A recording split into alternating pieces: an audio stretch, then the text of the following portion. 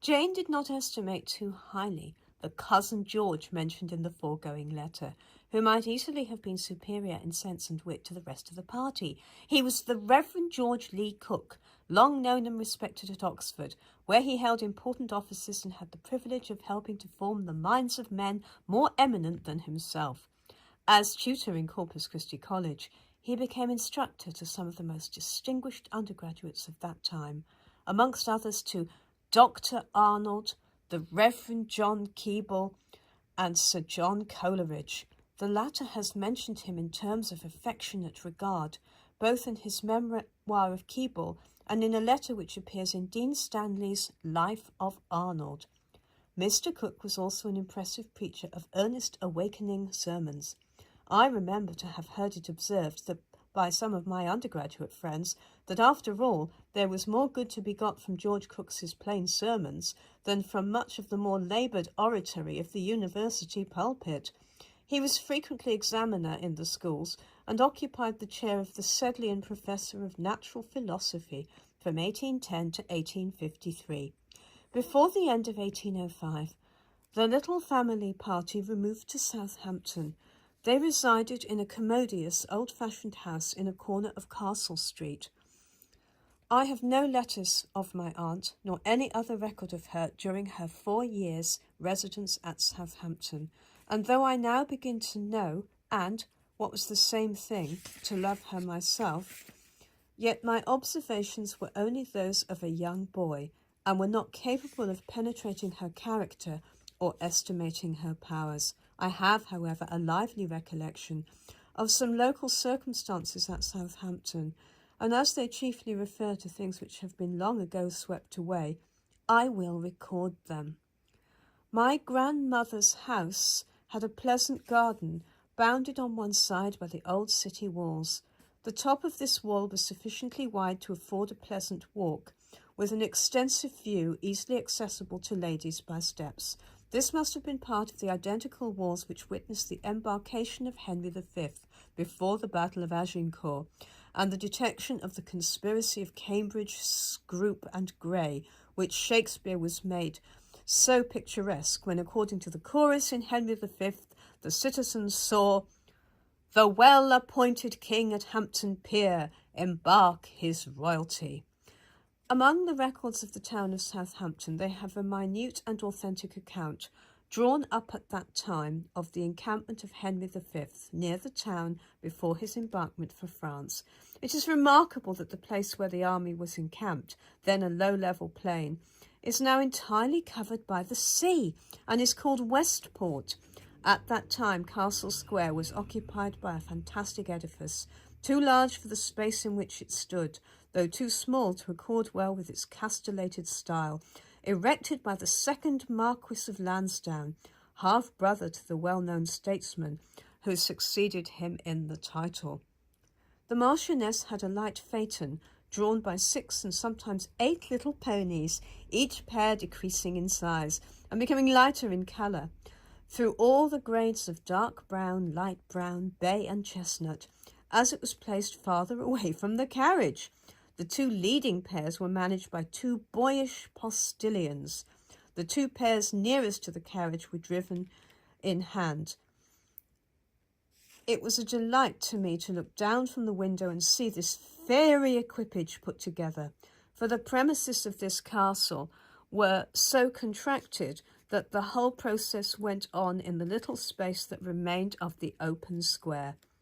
Like other fairy works, however, it all proved evanescent. Not only carriage and ponies, but castle itself soon vanished away, like the baseless fabric of a vision. On the death of the Marquis in 1809, the castle was pulled down. Few probably remember its existence, and anyone who might visit there now would wonder how it could ever have stood there. In 1809, Mr. Knight was able to offer his mother the choice of 2 houses on his property, one near his usual residence at Godmersham Park in Kent, and the other near Chawton House, his occasional residence in Hampshire. The latter was chosen, and in that year the mother and daughters, together with Miss Lloyd, a near connection who lived with them, settled themselves at Chawton Cottage. Chawton may be called the second, as well as the last home of Jane Austen, for during the temporary residences of the party at Bath and Southampton, she was only a sojourner in a strange land. But here she found a real home amongst her own people. It so happened that during her residence at Chawton, circumstances brought several of her brothers and their families within easy distance of the house. Chawton must also be considered the place most closely connected with her career as a writer. For there it was that in the maturity of her mind she either wrote or rearranged and prepared for publication the books by which she has become known to the world. This was the home where, after a few years, while still in the prime of life, she began to droop and wither away, and which she left only in the last stage of her illness, yielding to the persuasion of friends, hoping against hope. This house stood in the village of Chawton, about a mile from Alton on the right-hand side, just where the road to Winchester branches off from that to Gosport. It was so close to the road that the front door opened upon it, while a very narrow enclosure paled in on each side, protected the building from danger of collision with any runaway vehicle. I believe it had been originally built for an inn, for which purpose it was certainly well situated. Afterwards it had been occupied by Mr. Knight's steward. But by some additions to the house and some judicious planting and screening, it was made a pleasant and commodious abode. Mr. Knight was experienced and adroit at such arrangements, and this was a labour of love to him.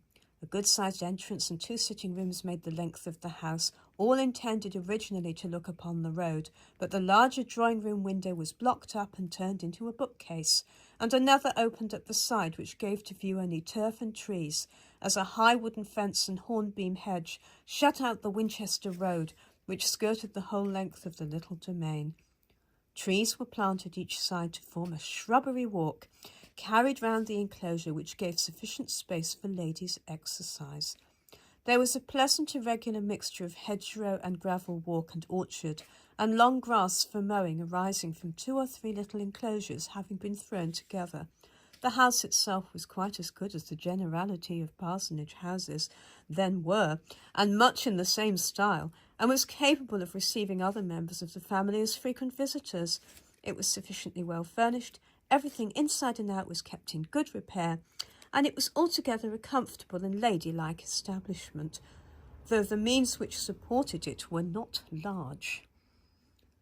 I give this description because some interest is generally taken in the residence of a popular writer. Cooper's unattractive house in the street of Olney has been pointed out to visitors and has even attained the honour of an engraving in Southey's edition of his works. But I cannot recommend any admirer of Jane Austen to undertake a privilege to this spot. The building indeed still stands, but it has lost all that gave it any character.